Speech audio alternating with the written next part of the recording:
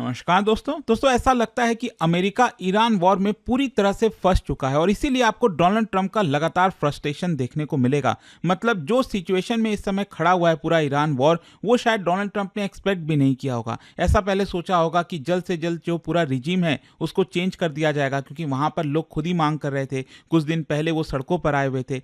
लेकिन आप देखोगे तो यहाँ पर जो नेटो के एलाइज हैं, क्योंकि अभी नेटो पूरी तरह से एग्रेसिव नहीं हुआ है और ये डोनाल्ड ट्रंप बिल्कुल भी एक्सेप्ट नहीं कर पा रहे हैं। और आप देख सकते हो कल देर रात को यहां पर खबर आती है, उन्होंने पोस्ट किया, कावर्ड्स मतलब कायर बताया, वी विल रिमेंबर, हम याद रखेंगे, Trump slams NATO over lack of support in Iran war, specially strait of Hormuz को लेकर। ये मैं आपको डिटेल से बताऊंगा। और क्वेश्चन यही आता है कि is it the beginning of the end of NATO. एक काफी लंबे समय से, सोच के देखिए, 1949 से ये पूरा ऑर्गेनाइजेशन चलता आ रहा है, अभी तक ये सरवाइव किया है। क्या ये खत्म होने के कगार पर है? इसके बारे में मैं आपको बताऊंगा। चलिए आगे बढ़ते हैं, लेकिन उससे पहले आप सबको बता दूं, आप में से जो भी लोग यूपीएससी की तैयारी कर रहे हैं, 2027 का बैच हो या फिर 2028 के लिए प्रिपरेशन करना चाहते हैं, अगर आप कॉलेज में हो, दोनों बैचेस हमारे स्टार्ट हो रहे हैं, जिसके अंदर प्रीलिम से लेकर इंटरव्यू तक की पूरी पढ़ाई आपको कराई जाती है। इनफैक्ट यहाँ पर 18 बुक्स का पूरा सेट भी आपके घर पर भेजा जाता है, पर्सनल मेंटरशिप मिलती है, और इनफैक्ट अगर आप प्रीलिम्स क्रैक कर लोगे तो पूरा फी भी आपको रिफंड कर दिया जाएगा। और भी कोई अगर आपको डाउट है, प्रॉब्लम है बैच से रिलेटेड, ये फोन नंबर दिया, आप इस पर कॉल करिए, मेरी टीम आपको अच्छे से गाइड कर देगी। चलिए शुरुआत करते हैं और सबसे पहले देखते हैं कि एग्जैक्टली हुआ क्या है।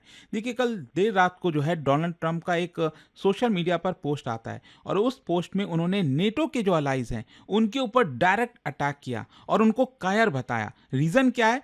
क्योंकि वो यूएस लेड जो वॉर एफर्ट है ईरान के खिलाफ, उसमें वो ज्वाइन नहीं कर रहे हैं। मतलब यहां पर जो हेल्प मांग रहे थे डोनाल्ड ट्रंप, आपको याद होगा ना, कुछ दिन पहले क्लियर कट हेल्प कह रहे थे कि यहां पर जितने भी नेटो को अलाइज हैं, उनके साथी हैं, वो अपने वॉरशिप्स को वहां पर भेजें। लेकिन कोई उनकी बात सुन नहीं रहा स्टेट ऑफ हॉर्मुज को लेकर। तो बेसिकली अगर आप देखोगे तो डोनाल्ड ट्रंप ने क्या कहा है, डोनाल्ड ट्रंप का कहना है कि NATO is a paper tiger without the US. मतलब नेटो से अगर यूएस को हटा दो तो बस ये पेपर टाइगर जैसा ही है। यहां पर जो अलाइज हैं उनको लगातार यूएस की सिक्योरिटी से बेनिफिट होता है, लेकिन ये जो अलाइज हैं, बाकी के मेंबर्स हैं, वो यहां पर किसी भी क्राइसिस में कंट्रीब्यूट नहीं करते हैं। And US will remember their lack of support, ये उन्होंने कहा। एंड ये देखिए, ये कोई रेटोरिक नहीं है, ये एक बहुत ही सीरियस ब्रेकडाउन आपको देखने को मिलेगा वेस्टर्न अलायंस सिस्टम के अंदर में। यहां पर आप देख पाओगे ट्रूथ सोशल, क्योंकि वो ट्विटर पे तो नहीं है, तो ट्रूथ सोशल पर जो है वो लगातार यहां पर लिखते रहते हैं, without the USA NATO is a paper tiger,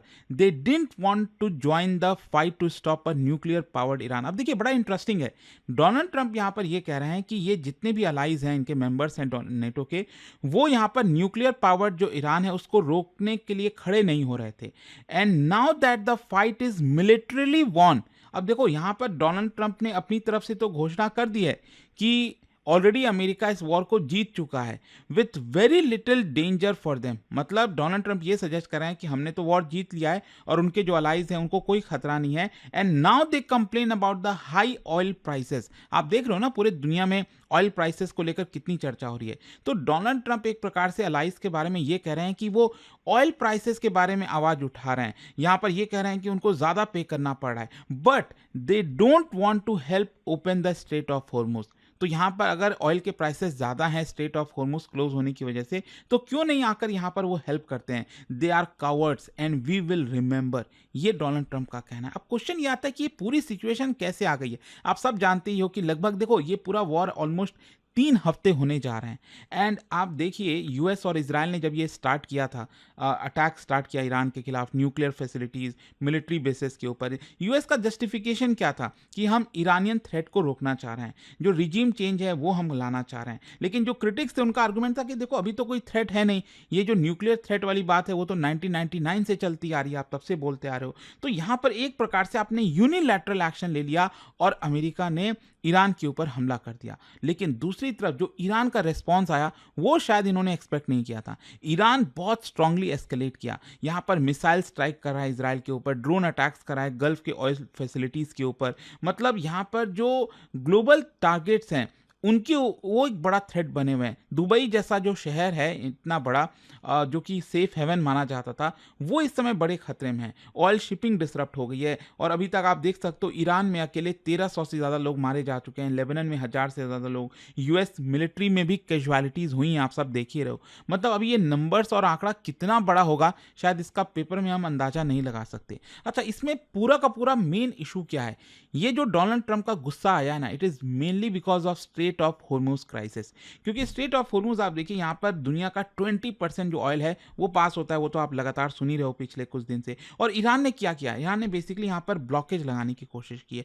बहुत कम ऐसे शिप्स हैं जो वहाँ से पास हो पा रहे हैं। कुछ भारत के भी शिप्स हैं वो पास हुए, लेकिन स्पेशली चाइना को काफ़ी बेनिफिट मिल रहा है इससे। और इसका नतीजा ये निकला है कि जो ऑयल के प्राइसेस हैं वो आसमान छू रहे हैं। मतलब जब ये वॉर स्टार्ट हुआ था तो ये $60 के आसपास चल रहा था, $70 के नीचे आ चुका था, और अब आप देखिए $110 के ऊपर चला गया। ऑलमोस्ट डबल प्राइस आपको देखने को मिलेगी, और इसी की वजह से ग्लोबल एनर्जी क्राइसिस ट्रिगर हो चुका है। अब क्वेश्चन ये आता है कि ट्रंप को नेटो का सपोर्ट क्यों चाहिए?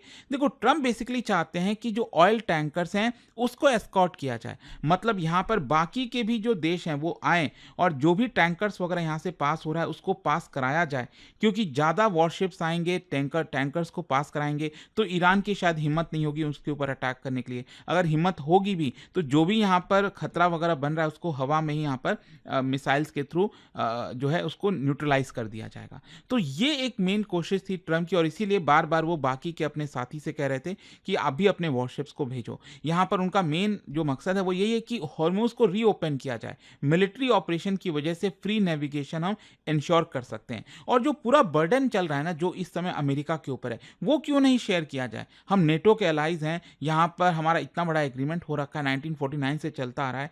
तो ये जो पूरा वॉर छिड़ रखा है इसमें यूएस को ही कीमत क्यों चुकानी पड़े? और इसीलिए आप देखोगे तो ऑलरेडी ट्रंप ने यहाँ पर जो अमेरिका की पार्लियामेंट है जिसको कांग्रेस कहा जाता है, उनसे इजाजत मांगी है कि भाई हमें $200 बिलियन दो, अदरवाइज इसका खर्चा कौन उठाएगा? So he argued that this is a global issue, ये सिर्फ यूएस की प्रॉब्लम नहीं है, और इसीलिए नेटो के अलाइज को इसमें आना चाहिए था।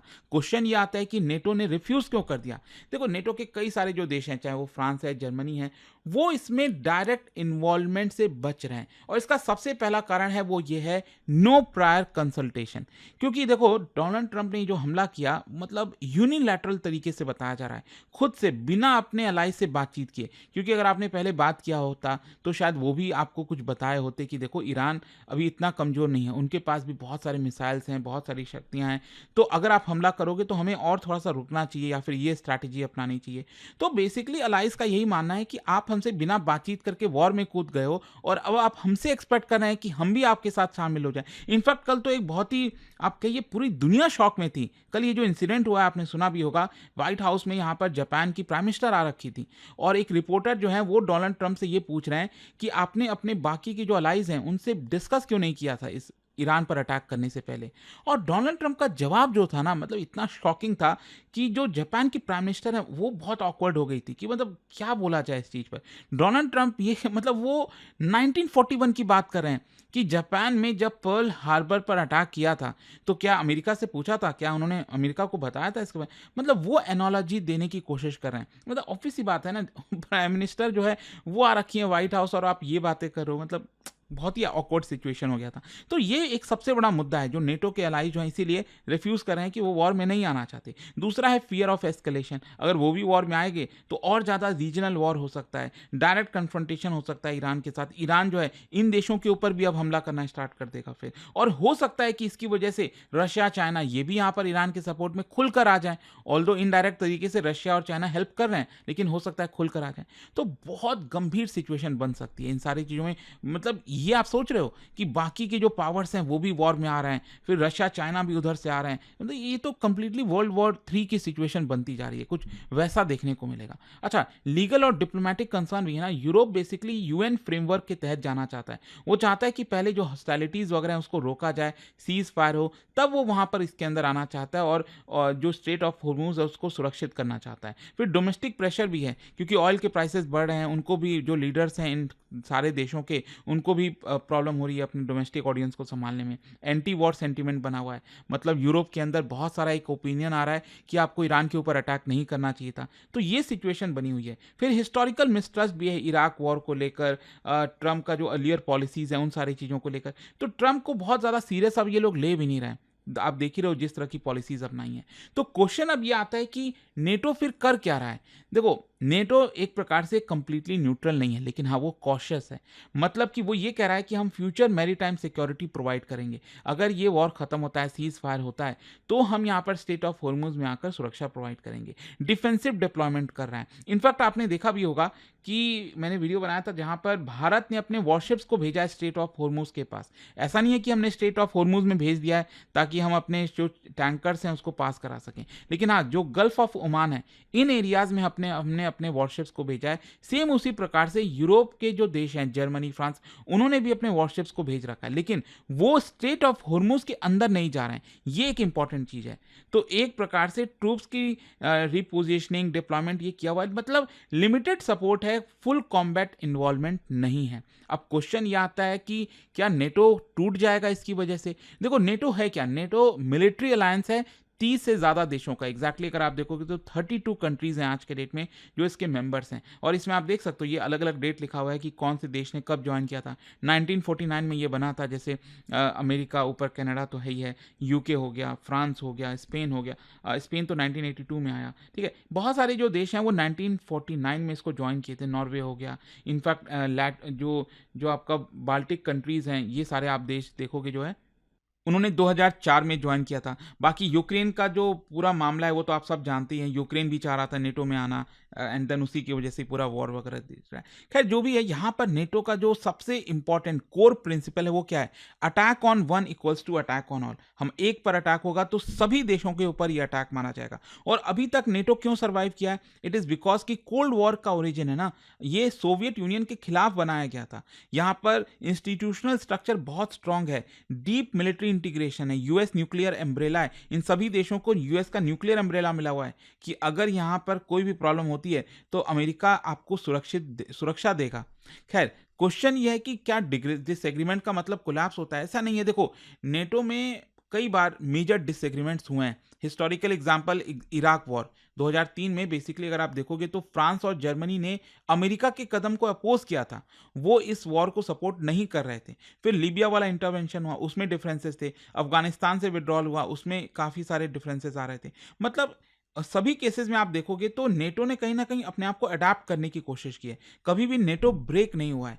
तो नेटो का कोलैप्स होना ऐसा लग नहीं रहा है, क्योंकि एक तो देखो 3-4 कारण हैं। एक तो है शेयर्ड सिक्योरिटी थ्रेट, अभी भी रशिया तो थ्रेट तो है ही है ना बाकी देशों के लिए, तो यूरोप के देशों के लिए, तो यूरोप को अभी भी डर है। So that is why NATO is the main deterrent. Without NATO Europe की जो मिलिट्री है वो वल्नरेबल है काफ़ी। फिर दूसरा है यूएस का मिलिट्री डोमिनेंस। यूएस 70% नेटो की मिलिट्री पावर में सप्लाई करता है। रिलेशन स्ट्रेन होते हैं तो भी यहाँ पर जो अलाइज हैं वो यूएस के ऊपर ही डिपेंडेंट होंगे। फिर इंस्टीट्यूशनल डेप्थ भी है ना, इंटीग्रेटेड कमांड स्ट्रक्चर है, ज्वाइंट एक्सरसाइजेज है, तो इसको डिसमेंटल करना इतना आसान नहीं होगा। और यहाँ पर ऑल्टरनेटिव भी नहीं है। नेटो नहीं तो फिर क्या? क्योंकि आप समझिए यूरोपियन यूनियन का डिफेंस तो अपने आप में बहुत ज़्यादा कमज़ोर है। अगर नेटो के अंदर नहीं होंगे तो अल्टीमेटली वो मतलब बहुत बड़े खतरे में आ सकते हैं। So instead of collapse NATO अपने आप को अडाप्ट कर सकता है अगेन, कि वो यहाँ पर एक तो बात सही है कि इंटरनली वो थोड़ा सा कमज़ोर दिख रहा है और हो जाएगा, और साथ ही साथ शिफ्ट आपको देखने को मिलेगा सिलेक्टिव कॉपरेशन की तरफ।